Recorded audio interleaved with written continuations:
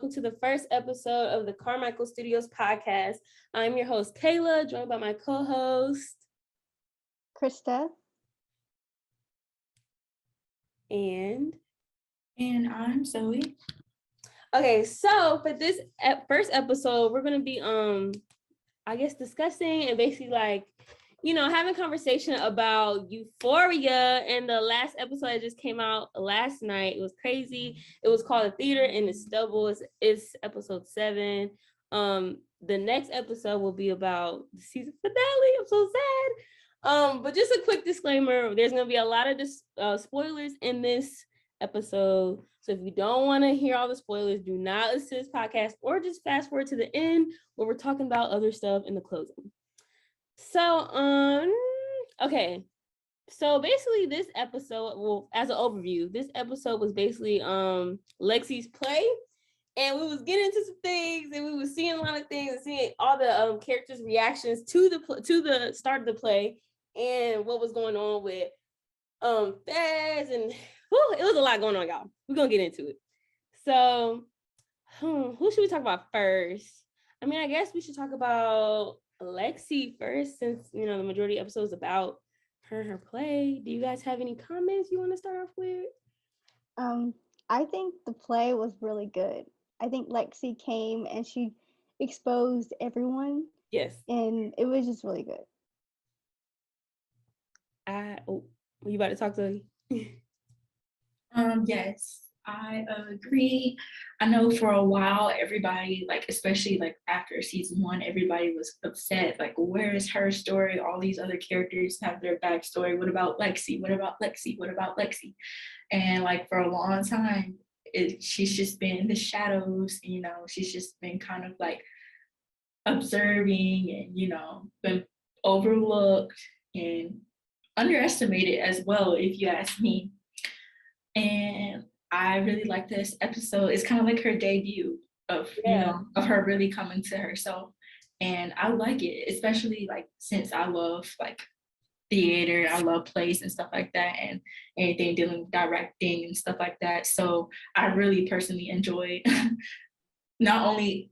episode, not only for entertainment I can't even talk. Not only from entertainment, and entertainment type style, but also for the theater, her choice, the way she set up the whole entire play. I really liked it. She ate. When I say she ate, when it comes to that play, all the transitions and just she really ate them up. And I'm ready to see what's gonna happen in the next episode, because I just feel like it's about to be some drama. But speaking of drama, let's get into her sister. How you say her name? I call her Cassie. I don't know if people say Cassie. I think it's Cassie. It's Cassie. Okay. Well, I'll just go off and say how I feel about her. I don't know if this is an unpopular opinion. Well, I don't think it's unpopular opinion, but I do not care for her, really, because she did her best friend dirty. But her whole mood throughout the play was, I wouldn't say hilarious, but it was just crazy. That whole scene where she left the auditorium and was standing in the mirror crying, but trying to get herself together. That girl got some issues. I don't know if y'all agree with me, but that girl got some issues. What do y'all think? I agree. I feel like Cassie, she's just, this whole season, she's just been down bad the whole time. Nate and how she did Maddie dirty, and I don't know. I just feel like she just burnt so many bridges, and she just ruined her friendship, and she doesn't seem to care. All she cares about is Nate, and Nate doesn't care about her. So it's just really annoying to see her get upset and cry when she did it to herself. Right. Yeah, I agree. For a while, I tried, because I really did like Cassie from season 1 and whatnot. And for a while, I did try to somewhat sympathize with her, because I'm okay, bro, come on, maybe she'll snap out of it. I'm the type, I don't want to automatically give up on people. I want to give people hope to certain instincts, right? Yeah. So I'm come on. I'm okay, she's gonna snap out of it. She's gonna snap out of it. She's gonna tell Maddie eventually, and Maddie gonna eventually find out, but she's gonna snap out of it and she's gonna end it, right? She's gonna come to her senses. She did not, she just kept going. And it's at that point, especially like referring back to when you were talking about how that whole scene with her in the bathroom in the mirror, it's like, she just wants to block out all the damage that she's done. Right. Because I think she even knows to herself that she's gone so far off, and I think at that point it really shows that there's like really no coming back.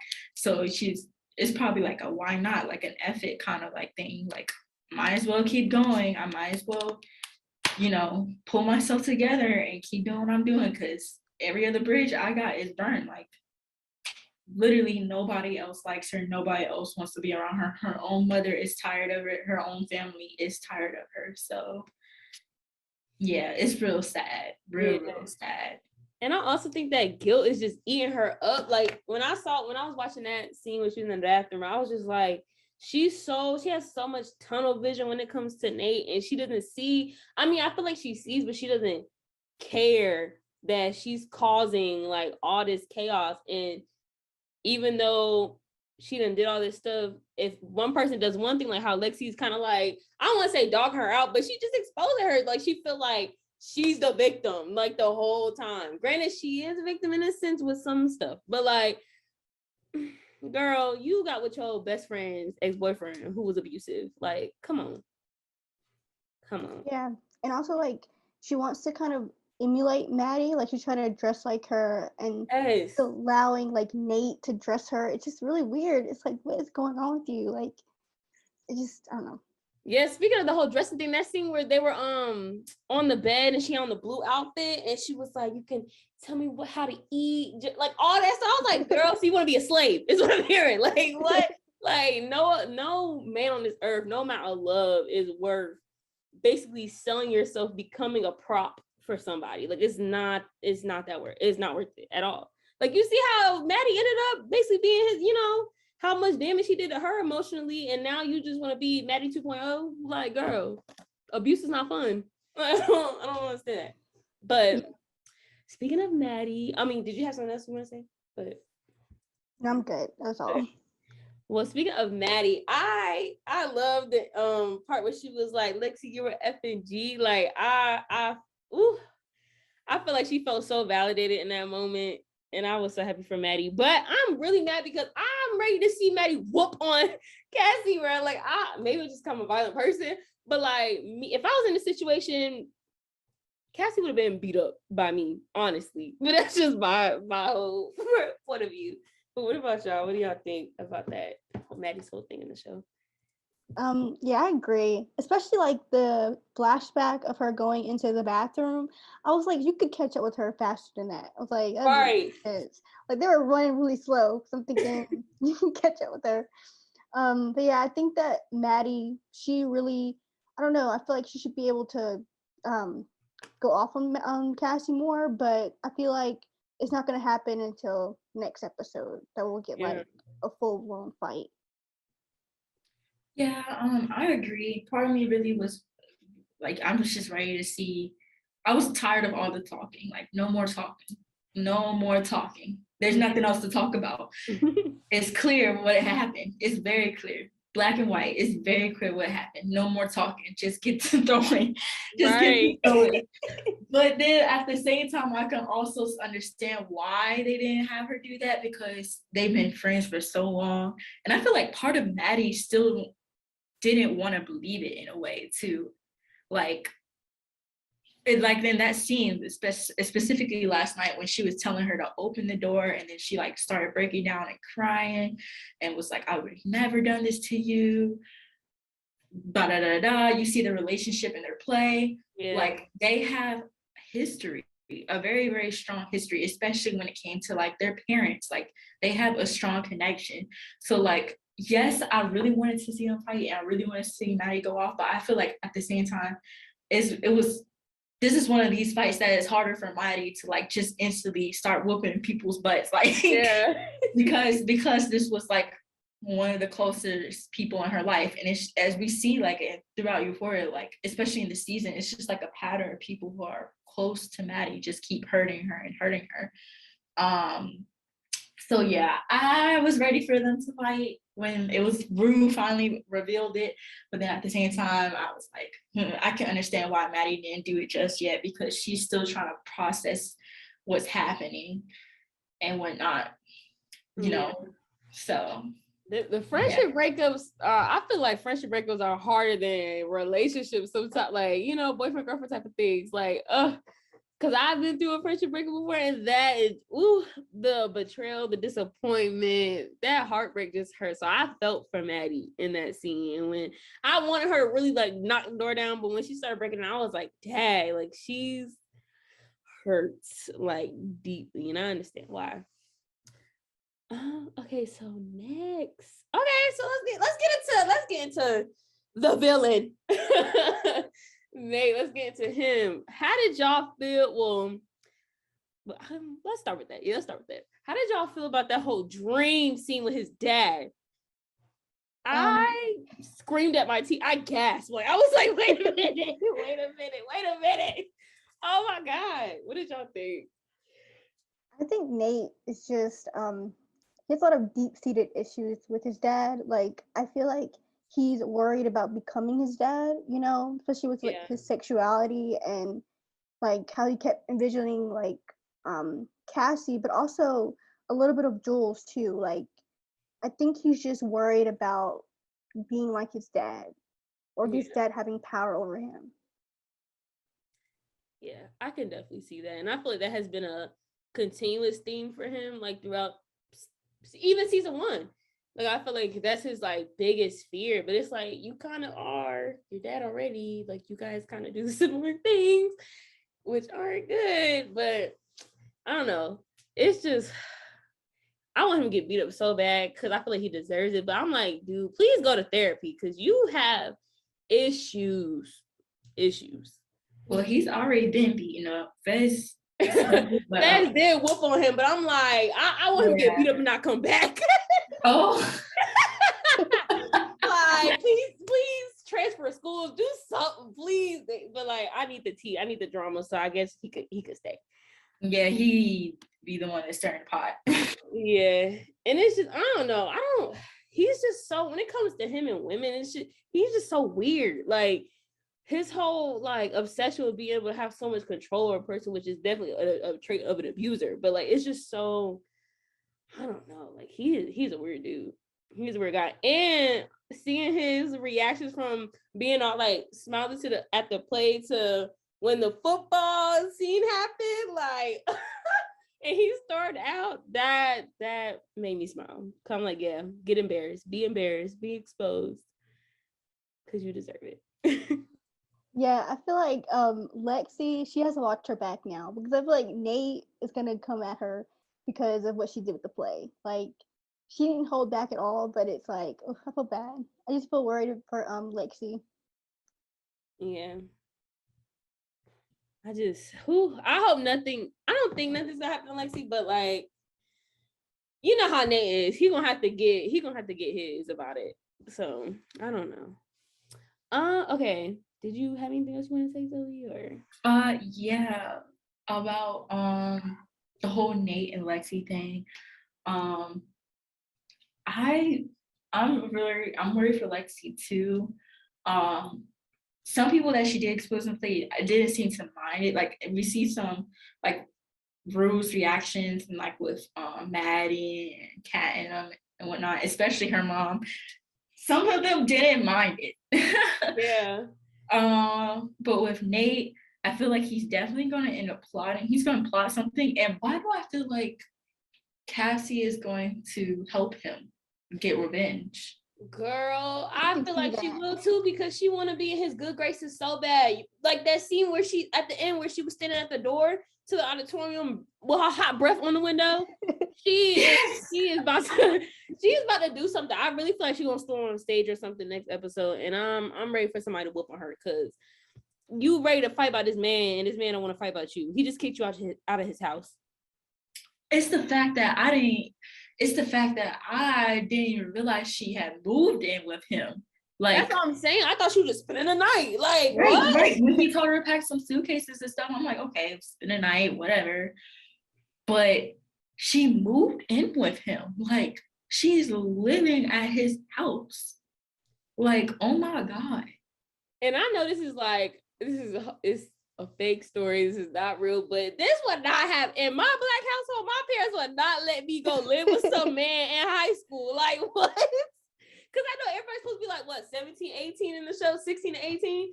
Y'all, yeah, like every day, I think they're either in their junior or senior years of high school. Yeah, like my parents. My mom would never let that happen. Absolutely not. No, like half the things that happen in this in Euphoria, it's just ridiculous to me.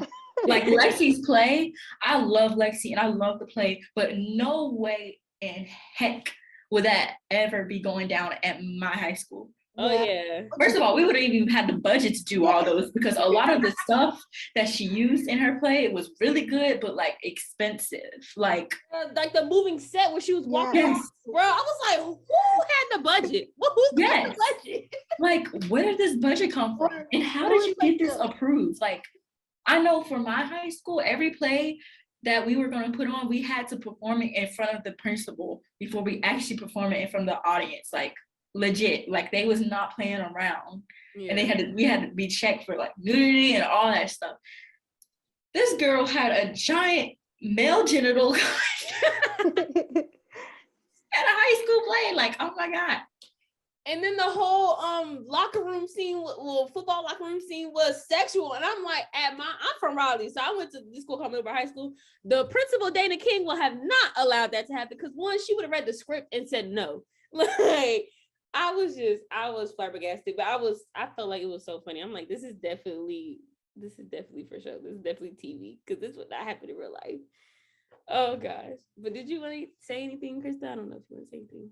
I was agreeing with y'all about the faculty. Like, they would never approve that. Like, no one thought to look at the play or like, let's do a run through for everyone. Like, it's just crazy. Like, the things they get away with at the school is not realistic at all. Right. I mean, but honestly, sometimes reality. Yeah, but sometimes my school got a little crazy. So like some of the fights that I would feel like would go down in the hallways would probably happen at my old high school. So, but that whole play thing, no. When it came to like big assemblies and like production at my school, they were not having it. Like literally, this is so off topic, but like at my graduation, our class song was like Vogue or whatever. And the principal was like, I should have read the lyrics before I let y'all have this. Like, you read everything all 4 years of my high school. And now you want to complain about our class song that you had the opportunity to deny or approve, girl, bye. Like, ooh. But yeah, y'all, let's get into Rue. Cause I was so happy to see her look clean in this episode. Like, it was so nice. And to see her, I was actually surprised that she was like okay with the play. Like, she was smiling and looking at everybody and stuff. What did y'all think? I did like that Rue was like really like refreshed. Like, she didn't look like how she normally looks. Mm-hmm. And also like I feel like she didn't really care because I feel like a lot of what Lexi said in the play was pretty much true. Like, I don't feel like she like showed Rue in a bad light. Like, most of it was probably accurate to how she felt. And also like I feel like with the conversation with her mom, I don't know if this is too ahead, but her conversation with her mother was really interesting because I don't know, I feel like the mom had a really good reason to talk to her that way. Like, I feel like she needed to have that conversation with her and, you know, tell her like, you doing drugs is your decision at the end of the day. Like, you're going to be 18, so you have to make that choice for yourself. Like, we can't really control you. But yeah, I really like that scene. Yeah, I loved it too. I saw somebody post, they were like, if Rue's mom was my mom, I hate to say it, but I would pull out all the manipulation tactics, the reverse psychology, all that. And I'm like, y'all are horrible. But I would have been like so taken back if my mom would have said it to me. Granted, my mom got a wild mouth too, but like, I'd be like, Mom, like, I'm still your child. Like, okay, don't give up on me yet. Like, I know I'm a drug addict, but please. And I just love seeing their mom get sassy. Like, I feel like in season 1, she was very like, I wouldn't even say like sad, but like, I feel like she was more reserved, I guess, and less like vocal about how she felt about everything in season 1. And I feel like this season we got to see her be snappy and like have comebacks and say how she really feels. And we heard her like cry on the phone pleading for help for Rue, and it was just, I felt more of an attachment to their mom this season. What do y'all think? Yeah, I definitely agree. Cause like for most up until like now this season, mostly for she's been trying her best. She's been fighting for her daughter's life, like seriously fighting for Rue's life. And when that scene with them on the bed and her conversation, when she started off with "You officially broke me," we like see the change. Like we see, it's like a confirmation of her change, a confirmation of her deciding to let go of the will and, you know, focus on how I forget Rue's sister's name. I want to call her Storm, but that's not. What's her character name again? Gia. Gia, that's right. Yeah. Gia. I was about to call her Storm, but Gia. She wants to focus more on Gia. And like, even though it kind of like, dang, she's very, very, that was kind of, you know, straightforward and a little bit hurtful. Not gonna lie, I'm not even a drug addict, but I'm like, dang, that kind of hurt me. But at the same time, like, if you just put yourself in her shoes, you can really just understand where she's coming from. Like, you cannot help somebody who really doesn't want to be helped. You cannot like try to care for somebody or like, you know, make them see what they doing if their head is up their butt all the time. Like, you know what I'm saying? Like, she really did try. So like for people who are coming at her, like, I'm gonna need y'all to back off because she really did try. She tried her best for Rue. She tried to put her back in rehab. She was crying, begging for them to take her back. She put her and the programs, make sure she was going to her meetings and this, that, the other, keep in contact with Ollie and all of them. Like, she really did try her best. And she's still gonna love Rue. I don't think this is her saying that she don't love Rue anymore and whatnot. She's just saying, like, you're gonna make your own decisions now. I gotta focus on Gia because Gia is the last one. That's her last child. And if anything, she wants at least one of her children to, like, you know, be successful and turn out right. So I feel like as a mother, she's valid to feel like that, especially from her experience. Yeah, I agree. Like, even though it kind of caught me off guard that she said it like that, it was just like, I mean, Rue probably needed to hear it that way because she probably just thought, you know, my mom's always going to try to help me, always try to be there. And that's not the case. And honestly, I feel like Rue got it better than a lot of people, even in real life, because, you know, a lot of people have people give up on them. And it's a process, you know, when somebody has an addiction. But yeah. Y'all got any other comments before we move on to the next person? No, I'm good. Okay, so let's get into, I guess we can like group them all together since they were in the scenes together. Ashtray, Fez, what's the other girl name? I can't remember her name. Faye. Faye and the dude that's trying to do my dude Fez wrong. What's his name too? I don't know. I don't know. Forget him. He the op anyways. Right. Yeah. I don't care about him. Right. The whole time they kept flashing back to like them being in the house and Fez trying to get ready. I was just like, please just get to the play. Please just get to the play. Don't have nothing happen. Because, you know, I don't know if y'all heard, but there's a lot of theories that people think that Fez is gonna die. And I can't. They better not kill off my dude Fez. I can't. I really cannot him back. I don't want him to die. But I'm just glad that Fez has somebody like Ashtray always around, like to peep everything, because I need a friend like him. Because he's always ready to, like, you know, fight for him. What do y'all think? How did y'all feel about that scene? And Faye and her little dirty stuff. I don't know. I feel like I don't think Fez is gonna die. I kind of feel like something happened to Ashtray. Same. Because I feel like that's gonna ruin Fez a lot more. Like him having to like something happen to Ashtray and he's always wanting to take care of him, that's gonna really affect his character. And also I feel like I think Ashtray is gonna realize something's going on. I feel like that's why they're gonna like have like a fight or something. Like something's gonna happen. Like I feel like Ashtray is putting it together. Like he's realizing something's not right with Faye and the other guy. Yeah. Yes, I agree. And it's gonna make me so mad because Fez is just trying to get himself together. He is just trying to be there for Lexi and support her. Like, come on, let's not do this, please. Let's not do this to Fez and Ashtray. But I definitely feel it coming. And like the whole like when Faye was first introduced, I already felt skeptical about her in the first place. Same. Her and that boy, when they first was introduced in this season, I already was feeling skeptical because I'm like, their backlines, their backstories doesn't match up. That whole story about what happened at that motel, it doesn't match up, doesn't make sense. It's not clear to me. The puzzle pieces is not fitting. So I was already sus about them. But now it's confirmed, and I'm just waiting to see what goes down.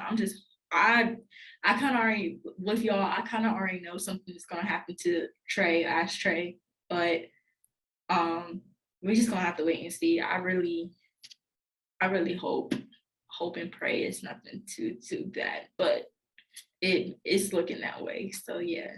Did y'all see the I don't know if y'all watched like when they put the promo for the next episode or whatever, how there was like a gun and then Fez on the ground with a note next to him. It was I'm scared. I'm just so scared. Yeah.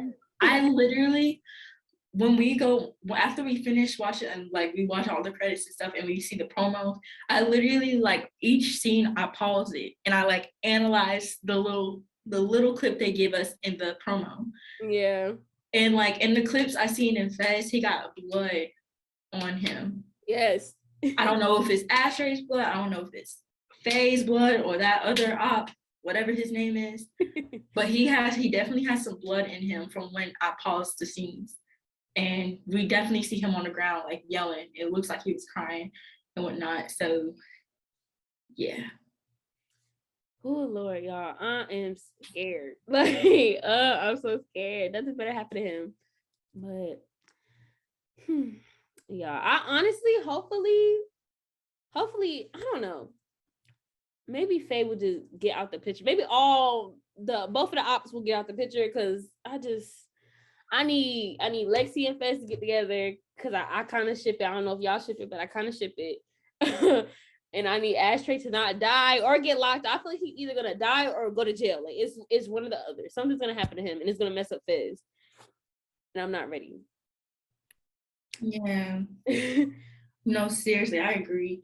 Like Faye, girl, you was supposed to just stay in your place, mind your business, and do what you gotta do. Honestly. And now you're getting caught in the middle of this. Right.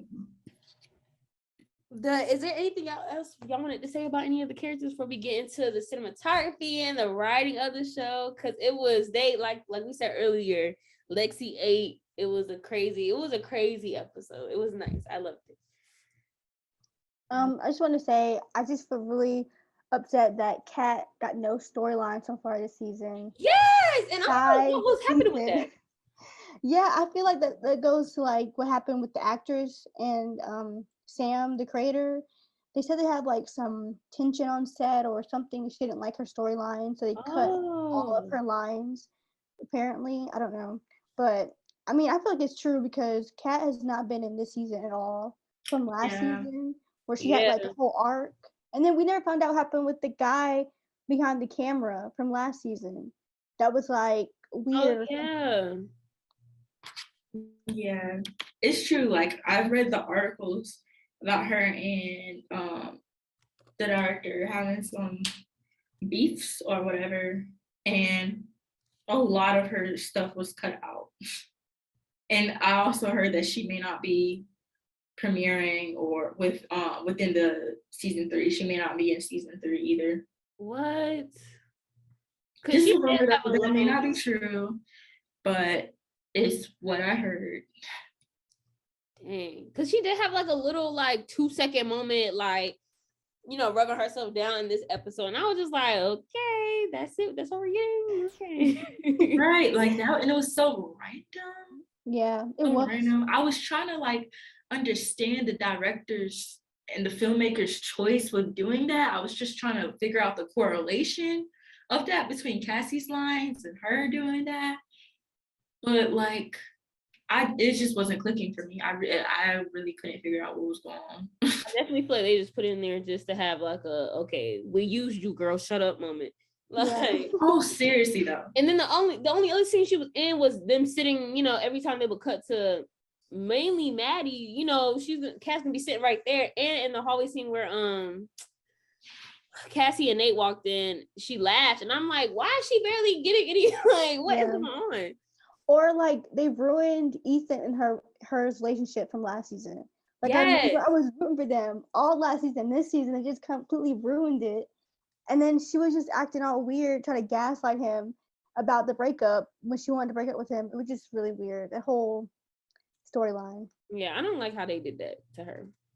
Right. Like, if Lexi can have her moment and find herself, why can't Kat? Like, right. That's, you know, don't get me wrong, no, not trying to take the shine away from Lexi at all. She very much deserved that episode. She very much deserved it. It was in the making. It was in the coming for her. But like, can Kat get hers too? Like, dang. All of the characters got their little spotlight. Right. I feel like Kat is like slowly becoming the new Lexi right now. Like, at least old Lexi. Yeah, it just sucks to see that happen, like the transition from season 1 to season 2 with her character. Like, I was about to leave her off because I forgot she barely had any camera time this episode. But yeah, hopefully Sam Levinson will get his life and she'll be around more in season 3. Okay, so let's get into our favorite scenes, writing moments. Do you guys want to go first? Because I know what my favorite scene was. Well, production-wise was. I'm just gonna comment on the lighting of the episode and really most of the season, but particularly in this last night's episode. I really liked how many of the scenes were it was just a lot of like low lighting in terms of like there was like a lot of fast fall off on the characters' faces, especially when it came to Cassie, besides the whole bathroom scene, of course, because she's in the bathroom in a well-lit place. But like, oh my gosh, like when that whole last part with her at the window and everything, and then like her walking in the dark, you just see her shadow. Like, they did a really good job with lighting throughout this whole episode. And those particular moments where the characters are in like dark spaces and stuff like that, and you can like really see the tension on their face, I felt like was really good. And it just really emphasized like the moments of the scenes, especially with Lexi backstage looking on to her play. Yeah, I definitely agree. I always love the lighting choices and just the overall aesthetic of the show. Like, I felt like it was so different. It matches my own vibe as well. Like, when it comes to like just cinematography and everything, it just gives me chills sometimes. But I would say one of my favorite scenes, cinematography wise and even lighting wise, was the Lexi and Rue scene when they went to I guess it was a corner store or bodega or whatever, and Rue was getting weed from Fez, and they ended up sitting on the roof of the building. The camera panning up was just it reminded me of Spike Lee movies. He's always panning up on a building or like across the street or something, and it just gave me chills. I loved it. Another on speaking of lighting, and the scene where she was like how I spoke earlier when Cassie was breathing into the window of the auditorium, that was so eerie and so like I felt like yes, she said she was crazier than Maddie, but I feel like in that moment, I feel like she really snapped and is really about to like lose her marbles because Nate was like, yeah, get out of my house because you're just doing this, that, and the third. And I feel like Cassie's really about to take it there over this man that's not worth it. And that's that shot alone of her breathing heavy into that window was just so woo. Even though I don't really mess with her like that, I just loved seeing her lose her mind like that. And it was just, it was beautiful in a bad way, but in a good way too. Sydney is a great actress. She is just a great actress. She is. My favorite line, well, I had a favorite line from the episode, like the writing style.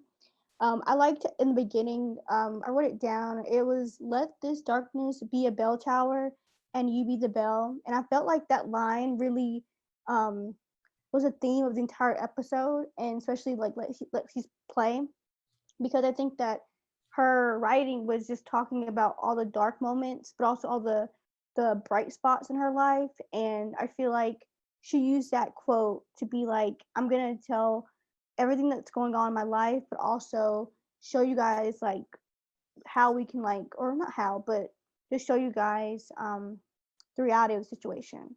Um, and I also liked the scene, how it transitioned from Rue's funeral for her father to the play itself, and how like she was walking in the hallway talking to the like characters of her play that were supposed to represent like Maddie and Cassie and Kat.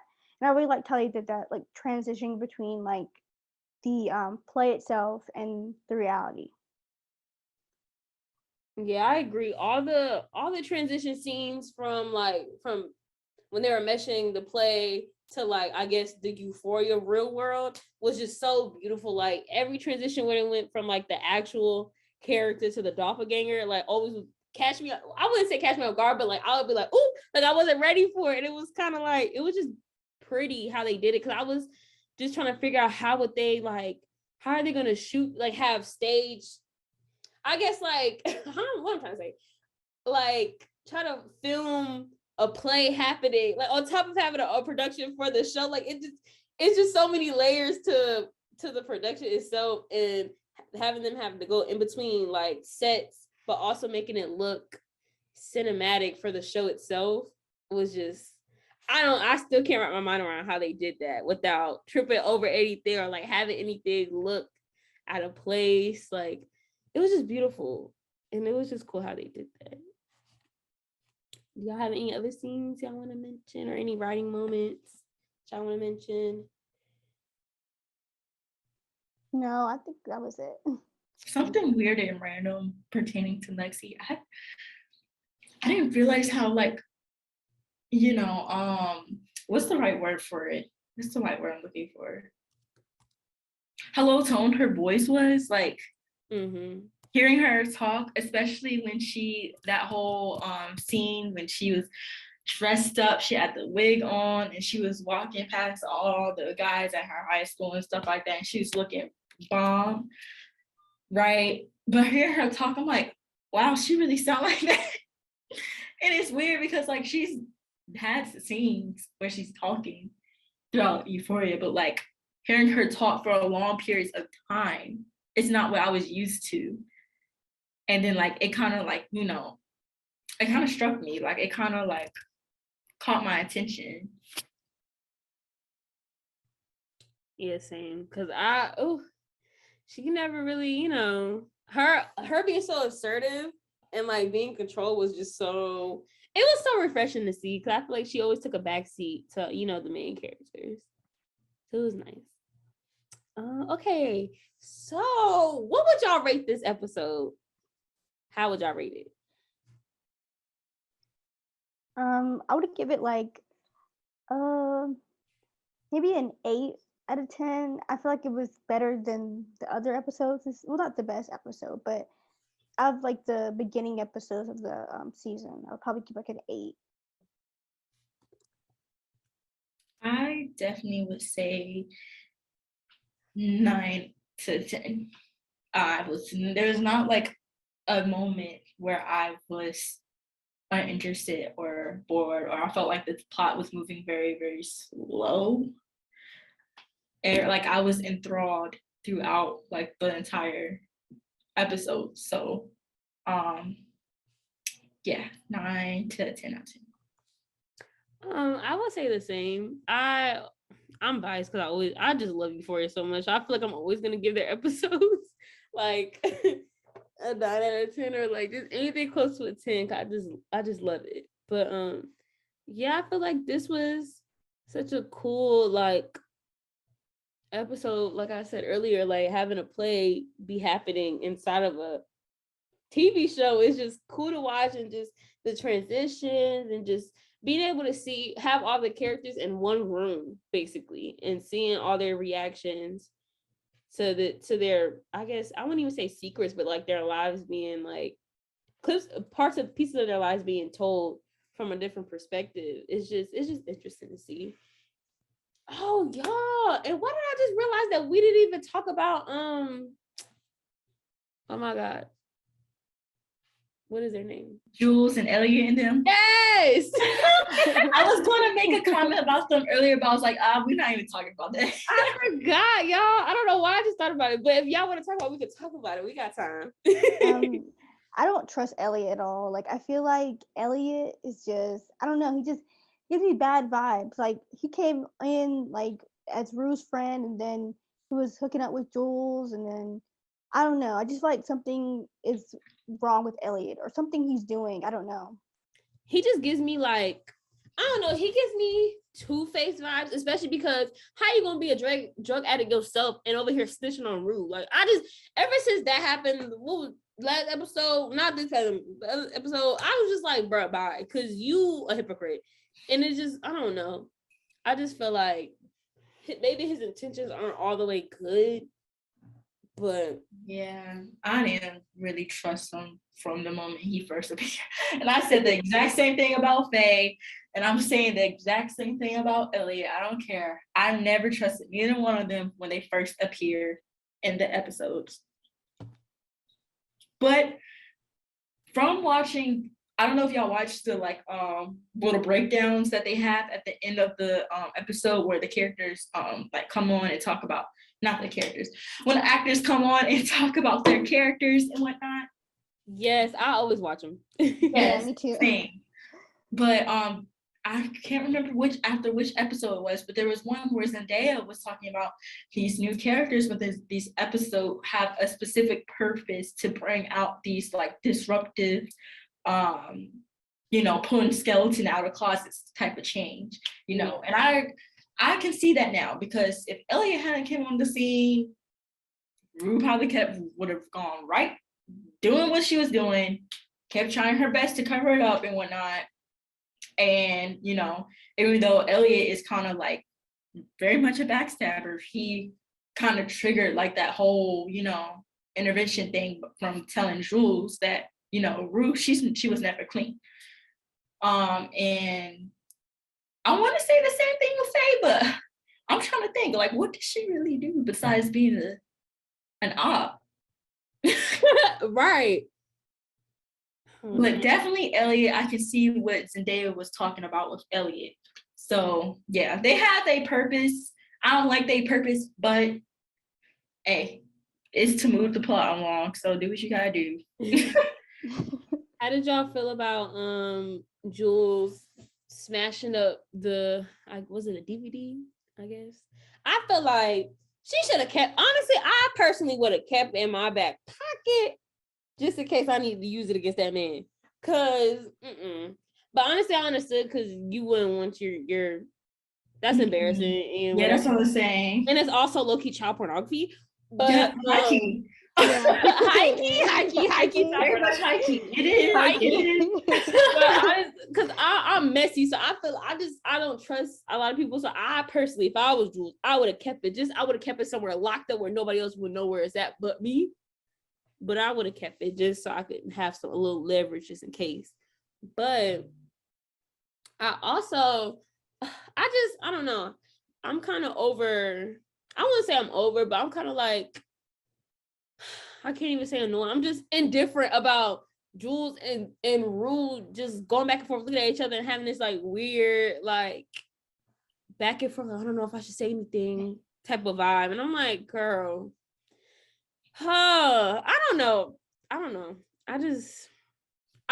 Jules not one of my favorite characters. I like her, but to a certain extent.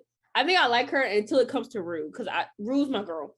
I feel like Jules and Cassie are very similar characters.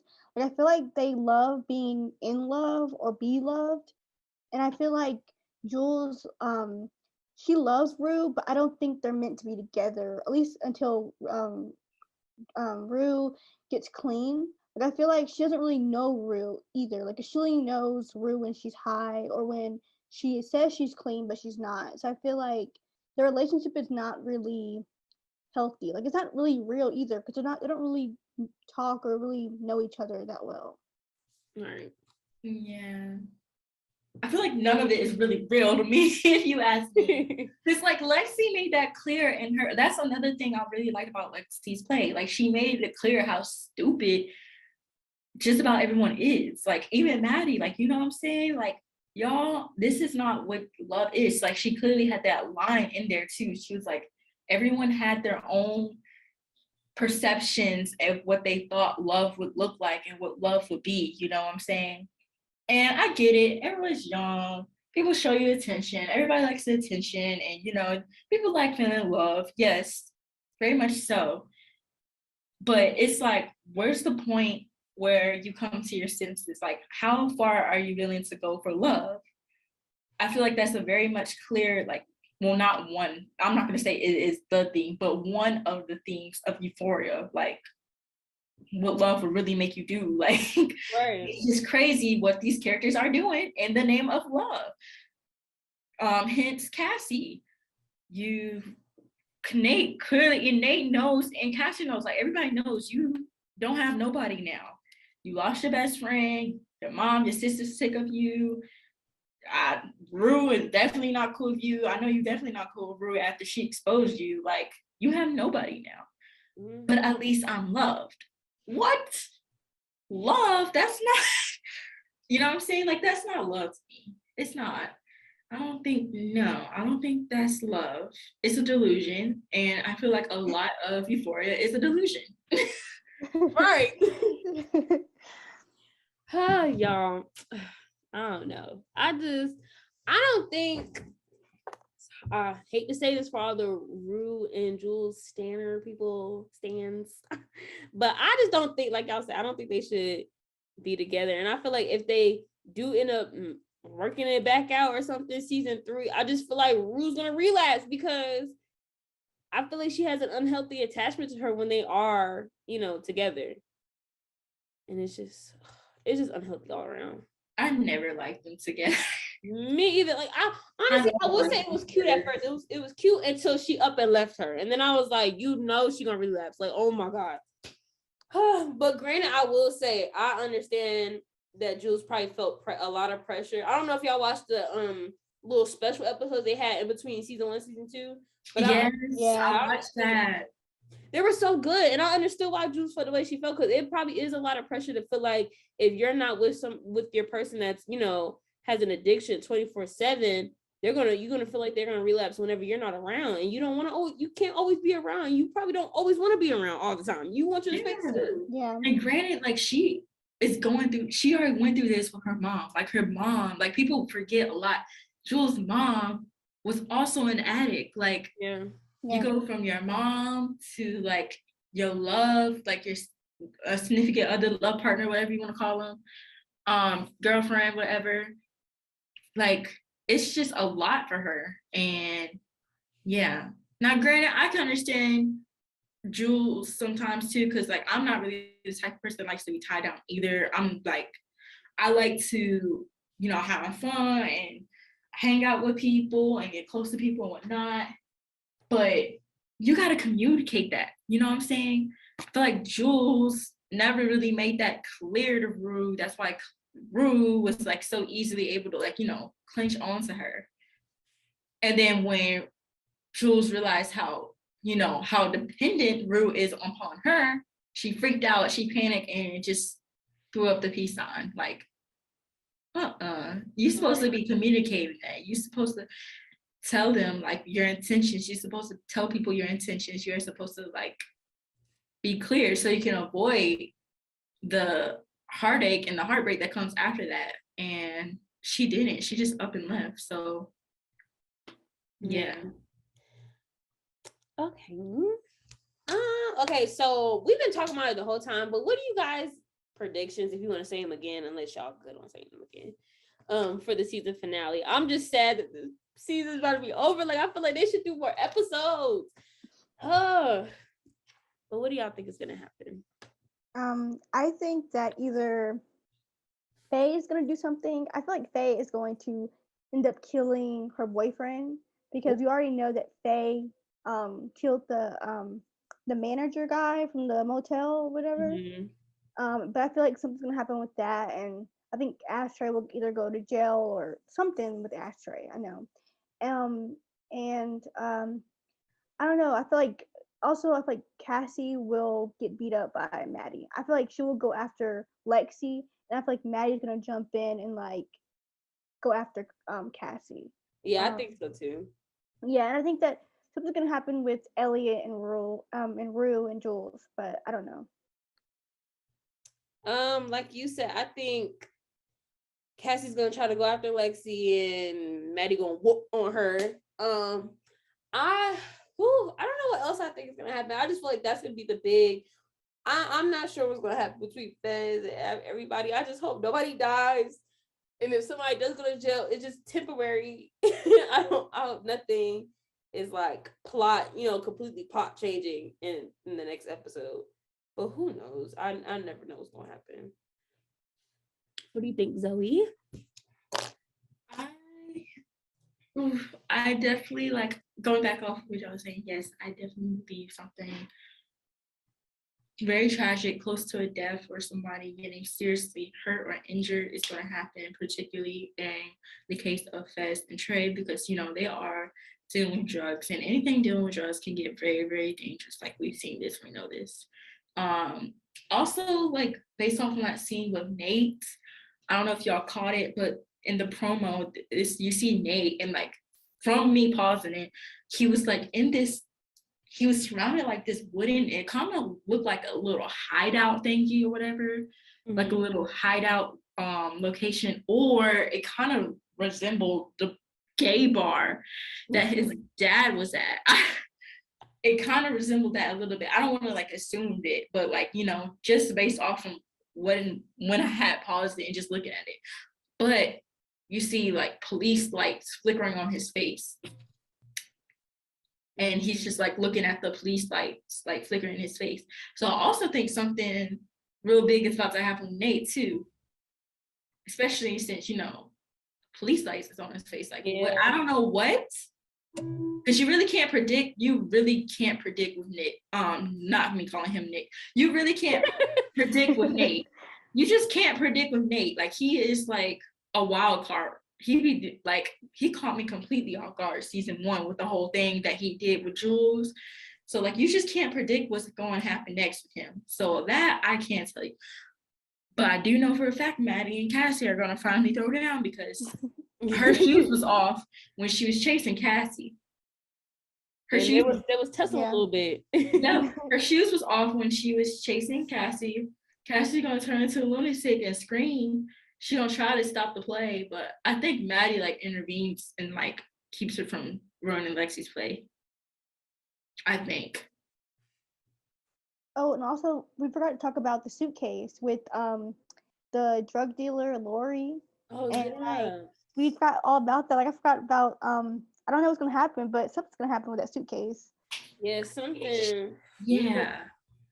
Yeah, something's gonna go down, and I just hope nobody ends up hurt or have to do anything that's a little crazy or anything to get out of the situation. But we never know.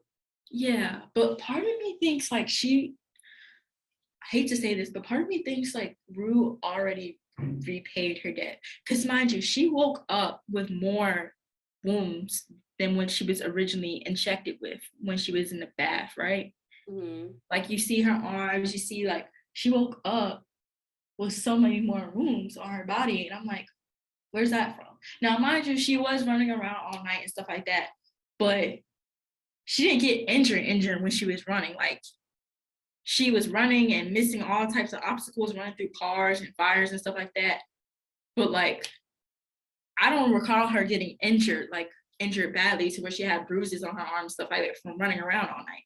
So I'm like, where did those bruises come from? Was she injected more than once while she was unconscious? Like, you know, especially when the drug lady, I forgot her name. But the lady who is operating the whole drug operation thingy, like who's Lori? the top boss? Lori, yeah. Yeah, Lori. I feel like that whole line is a good thing that we're women and we have another thing that can pay off debt or people are willing to pay for other, than just like regular money and like goods and services and stuff like that. So I feel like that was like kind of foreshadowing like what had happened to Rue. Like, because Lori's not dumb. Like, she's not dumb. She knows. She even said it like, Rue, you do not look like the type of person that will be able to get me this amount of money in this amount of time. Right. Like, she already knew. She already knows she's an addict, right? And she always makes her money back, right? So, I don't know. A lot of what she was saying to Rue that night while she was going through withdrawal kind of foreshadowed what she was planning on happening with her, like what she was planning on doing with Rue. That whole scene was weird. Yeah. It was. Very, very eerie, especially like with her calm tone to it. Yeah. Like it made it even more eerier. Like or like the door with the lock on it and like that sound. I just feel like something's like I feel like he's gonna kidnap her or something. Like I feel like maybe she's gonna come back later and kidnap her. I don't know, but yes. And the scene, well, when she was trying to get her in the bathtub, I know that Zendaya has a no nudity contract with the people, whatever. But just the fact that it made it so much more eerie that they were out of focus and we were just staring at the needle in the it just was it was very much foreshadowing because like this lady gonna get her. This lady gonna get her. That's what I'm saying. Yeah, like come on now. She woke up with more bruises than what she was originally injected with. Like that already tells you something. Like they definitely did something while she was unconscious. I don't know what it was, but they did something and they made some money from while she was unconscious or something. I feel like they did something to her already. And they just didn't show it. I don't know. I hope not. But do you guys have any overall last comments, anything you want to say before we get to the closing?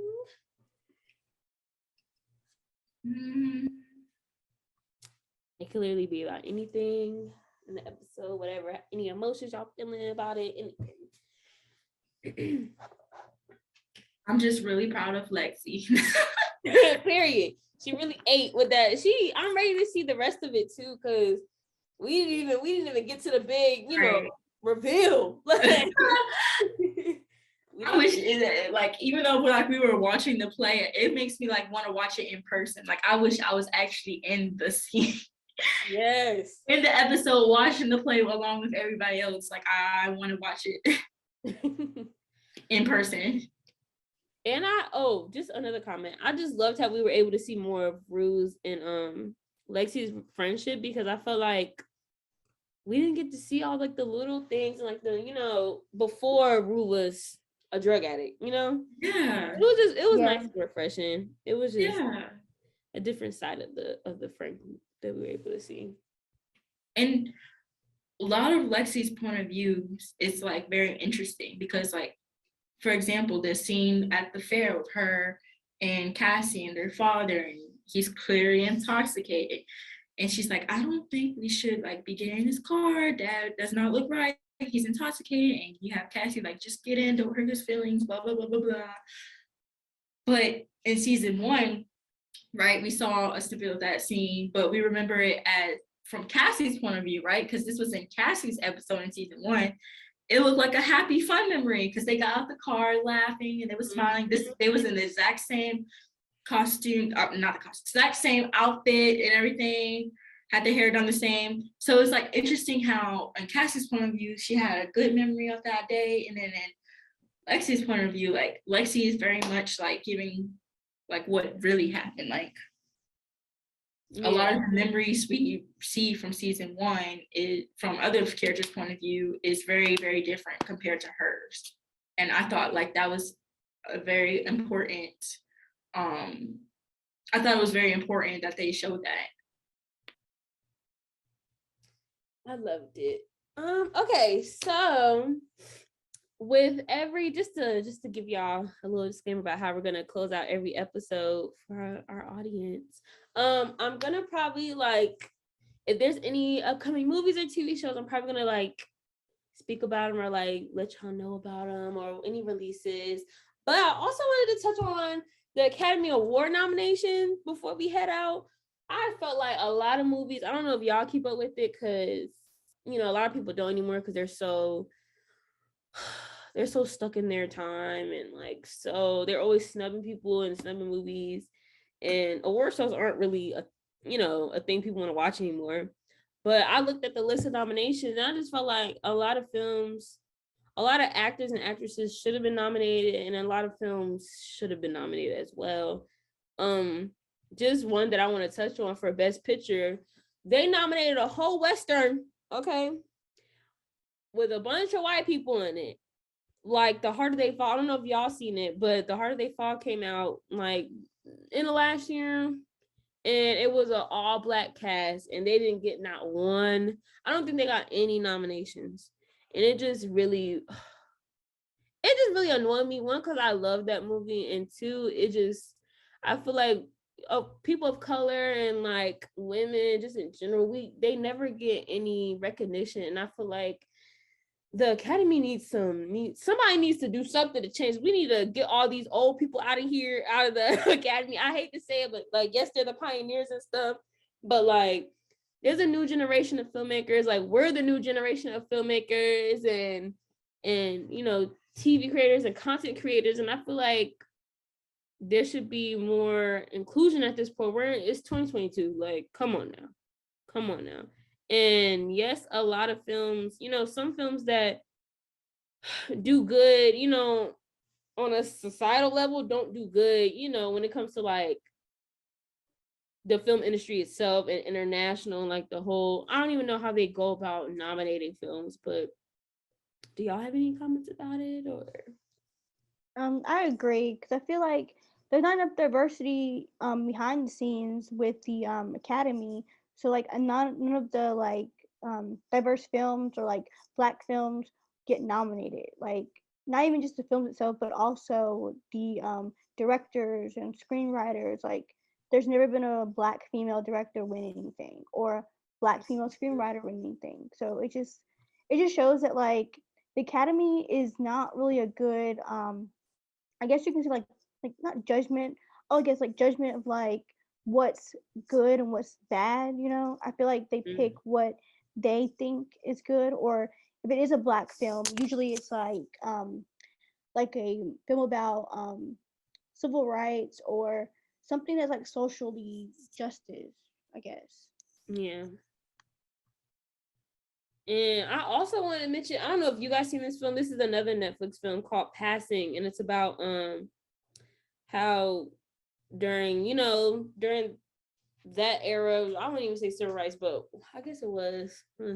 But a lot of black women that were fair skinned were able to pass as a white woman. That's basically what the film is about. It's about a black woman being able to pass it. She's married to a white man, and not to spoil the film, but one of the first scenes, the man is making fun of how her voice sounds more like a quote unquote Negro voice. And it's just that film, I don't think got any nominations either. And it was amazing. And granted, yes, a lot of films didn't come out last year because of COVID, but like there were a lot that should have been nominated as well. But yes, I watched that with my mother over break, and I really enjoyed it, and I thought it was very, very interesting. And I feel like that definitely should have gotten a nomination as well. And it's just like, it's just so crazy, like, you know what I'm saying, how much your outward, like especially back then, how much your outward appearance really, really matters. Like, yeah, it plays a big, big role. And that definitely should have gotten a nomination. I agree with you on that. Yeah, and even if it wasn't gonna get like a best picture or whatever, at least get something for the actresses. Like they didn't even get, nominated at all. But I will end it on a little positive note with the Academy Awards. They did nominate a film called Coda. I'm an ASL, so I had to watch it. And I feel like that was a good show of inclusion to have a film about, deaf children, well, not deaf children, but children of deaf adults. And I appreciate it because the more I've been, the longer I've been taking ASL, the more I've grown to appreciate how much the deaf community has made away for themselves, and the fact that they're getting recognition in films, and just, I love that they're being showcased more because, they're regular people just like us, and they need inclusion and representation as well. So I'm glad that the actor in that film got nominated. But yeah, just to speak on any upcoming, if y'all have any upcoming movies or TV shows y'all want to shout out, just let me know. Or if y'all can shout them out yourself. Texas Chainsaw Massacre just dropped on Netflix. I watched it. I was kind of, I don't know, I feel like I was kind of underwhelmed. It's one of the horror movie, kind of same things happen, and I was just like, okay, whatever. But it was pretty good for slasher horror movie. Uncharted came out. I don't know if you guys have seen it yet, but I think it has Tom Holland in it. Have y'all seen it? No, I haven't seen it, but I've heard about it. A lot of people like it, but if y'all want to check it out, y'all should check it out. For a show, I've been hearing a lot about Abbott Elementary. I think it's a comedy, and I'm probably gonna check it out. I think it's on Hulu. If y'all want to see that, and also Bel Air is out on Peacock. It's I guess I wouldn't even say it's a reboot. It's kind of like a reboot / spinoff, or like a more serious take of the show Fresh Prince of Bel Air. That was a comedy back in the 90s. So I like it so far. I've watched all 4 of the episodes that came out, and it's really good. So I think you guys should check it out. But yeah, do you guys have anything else y'all want to say before I close? Y'all good? Okay. So this has been the first episode of CMS Podcast. Check us out on our Instagram. It's UNC-G CMS or CM Studios. This will be posted on our YouTube page, so check us out and stay tuned for more episodes. We'll also have different type of episodes as well. I might have some other co-hosts with getting into news, sports, all types of things. But yeah, stay tuned. Next week we'll be dropping our review and our take on the season finale of Euphoria. So thanks for listening, guys. Bye.